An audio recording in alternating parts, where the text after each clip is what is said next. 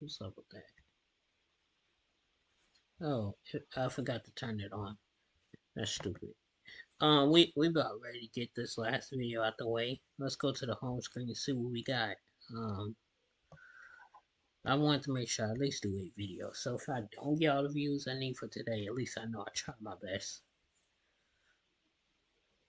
Um, yeah, trying to see what is something I would want to watch. I want to watch something that's probably not alone.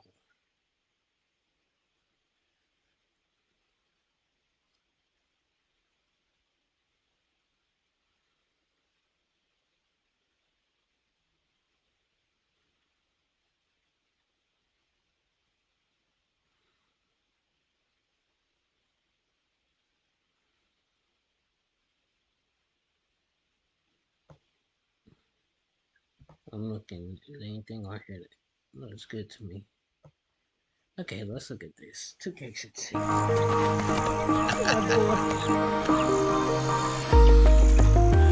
I'll try to get the rest of the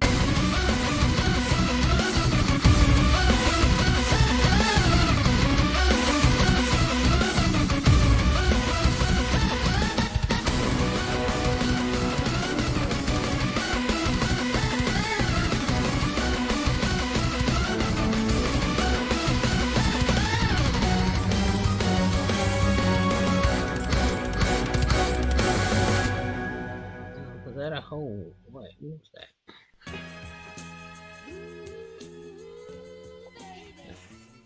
Just 1 year after the monstrosity known as WWE 2K15 was released, 1 year after a WWE game basically gave me depression, it was time for round 2. Another year, another WWE game, but now the magic was officially gone, okay? That hope, that optimism that we had every single year, it was gone. This wasn't 2006 anymore, no, this wasn't even 2010 anymore. Before, when we saw the trailers for the next WWE game, we were excited, we couldn't wait. Now when we saw the trailer for 2K16, all we could remember was how WWE 2K15 did us dirty. Okay, yeah, sure, the trailer looked pretty awesome, wow, Stone Cold Steve Austin, but the whole time it was like, what's the point? Because last year, we got an awesome trailer and we were bamboozled. We have been hoodwinked, bamboozled, led astray, run amok. But just like an abusive relationship, here I was praying and hoping it would change, hoping it would go back to how it used to be, giving it one more chance. So when the pre-order came, of course, my dumbass pre-ordered it. There were so many questions going into this game. Of course, we wanted better gameplay, match types, this and that, but honestly, we kind of knew that beggars couldn't be choosers. We just wanted a good working game. That was the level it reached, because 2K15 was so bad that I started questioning if I even liked wrestling games anymore. I literally thought, yo, like maybe I'm just too old for this. I used to have a wish list of features like, oh my god, I hope SVR09 has this and this and that. Now it was like, yo, I just hope the game doesn't make me want to kill myself. This is how I felt playing 2K15. So after all the trailers, the announcements, the hype, it was time. It was time to finally find out if we got a wrestling game that wasn't slower than my dead grandma, or was it time to bring out the clown outfit for another year? Well,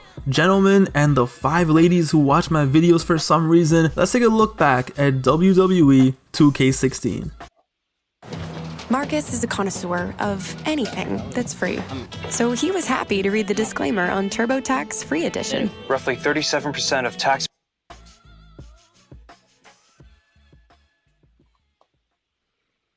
Also, just wanted to mention, due to many requests, I have made a Patreon. I still don't know why people wanted this. I am not that special, trust me, but if you really insist, the link is in the description. Either way, thank you guys for all your support. It truly means the world to me. I remember the first time I launched this game back in 2015, the first thing I did was check the match types, and yes, thank god, there are actually matches to play this year. Less restrictions. See, now you can do a Fatal 4-Way TLC match and all the wild stuff you've been doing for decades, but for some reason we couldn't do it in this garbage. But of course, 2K can't do anything right. Take this in. 4-Way TLC matches are possible, right? But you can't do a 2v2 TLC match. A match type that's been in these games for 15 years. It was possible on the damn PS1. Now, apparently, it's impossible to code. These idiots can do 4 people in the ring having a TLC match. but 4 people in a ring having a TLC match while being in teams? Nope, sorry, impossible. The technology is not there. Who developed this? Who sat there and was like, yo, I can't figure this out? Did they have 97 Shawn Michaels coding this shit? What the But it's okay. Like I said, beggars can't be choosers. We have some better match types this year. The roster in this game is amazing. The roster in 2K16 is so fire, especially at the time. 126 wrestlers. This was such an upgrade over 2K15, which the roster was okay with 67 wrestlers, but here you got so many bangers. 126 wrestlers from so many different generations and companies. There is something for everyone. There is so much variety. Now we're used to it, but at the time I was just shook. You know what else left me shook? When my dad left me as a kid. I mean, the arenas. Man, I'm such a sucker for throwback arenas. The more throwback, the better. The more unique, the better. WrestleMania 17, WrestleMania 19, so many arenas from the Attitude Era, and so many that we didn't even get in 13. It's so cool to see the 1999 and 2001 arenas in a modern WWE game. Just look how beautiful these are, and we have WCW, Bash at the Beach, Clash of Champions, but the best part is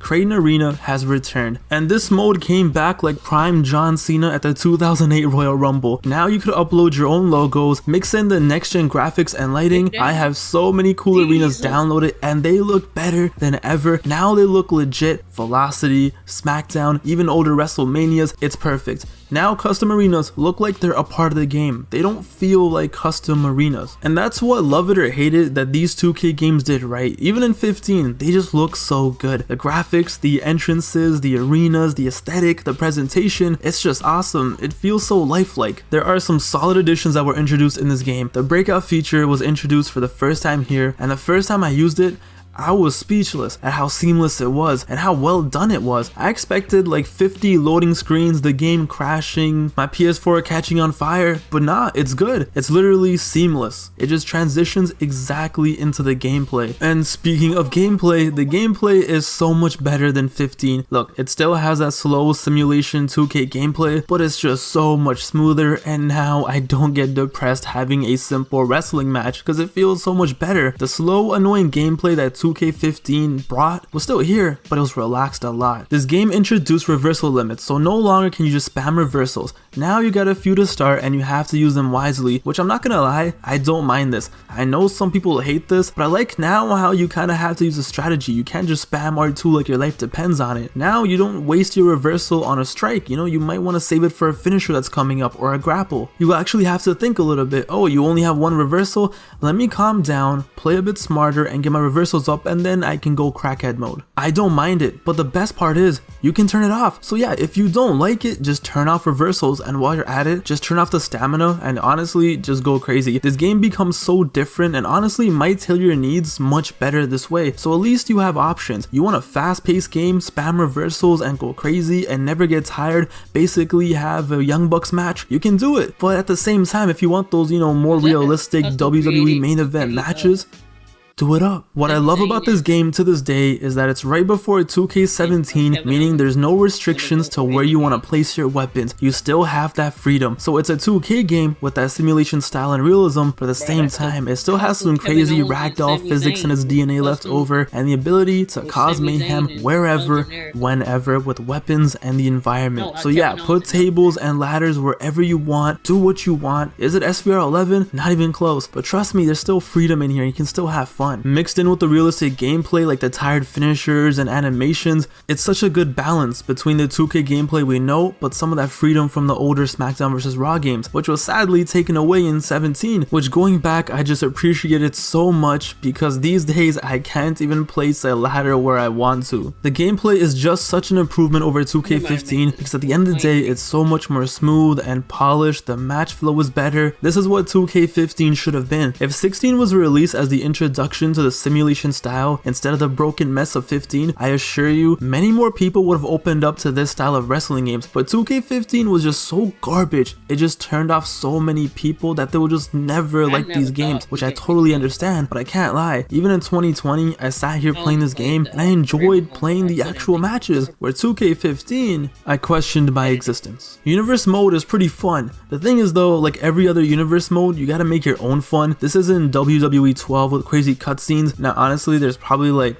5 in the entire mode. But now, because you have Create a Wrestler, which is better than ever, creating a woman is now a thing again, Create a Championship is back, and of course the amazing Create an Arena that on next gen really changed the game. So the creation suite is slowly getting back to what it was. We obviously still miss Create a Finisher and Create a Story, but the thing is, they give you enough that you can still have fun by creating whatever the hell you want, going to universe mode and just setting it up however you want to set it up. In this universe mode, you could still edit the matches as the show was going on. You can have a lot of fun playing universe mode. This game has a career mode, kind of, I guess. Not really, it sucks. I don't remember anything from this career mode. Like, wow, I remember them hyping it up like, yo, you can join the authority. Yeah, you can join them, but does it mean anything?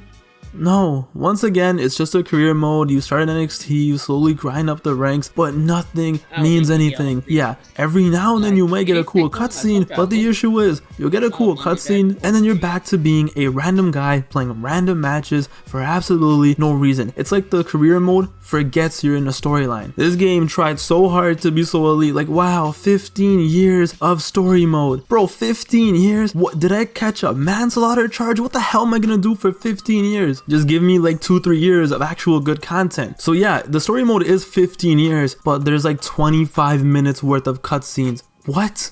But hey, it could be worse. What isn't boring in this game is Showcase mode. Once again, Showcase mode is elite, and now it's time for the career of Stone Cold Steve Austin, and what a showcase. They brought back good old Jim Ross for this, and that's all I needed, because replaying Stone Cold Steve Austin matches from the 90s with Michael Cole commentating should be illegal. I had so much fun replaying this mode, especially the matches with Bret and Rock. I turned the difficulty all the way up, and it was just fun. It's such a chill, relaxing mode. Just sit back and casually relive the career of, you know, Stone Cold Steve Austin, just one of the most popular wrestlers of all time. The presentation is A1. You got WCW, WWF, and even a little ECW. You're having matches against all of his biggest enemies, the video packages, the challenges, the side matches. It's a blast. I forgot how fun this showcase was. To me, when I think of showcase mode, it was always 13, 14, and 15.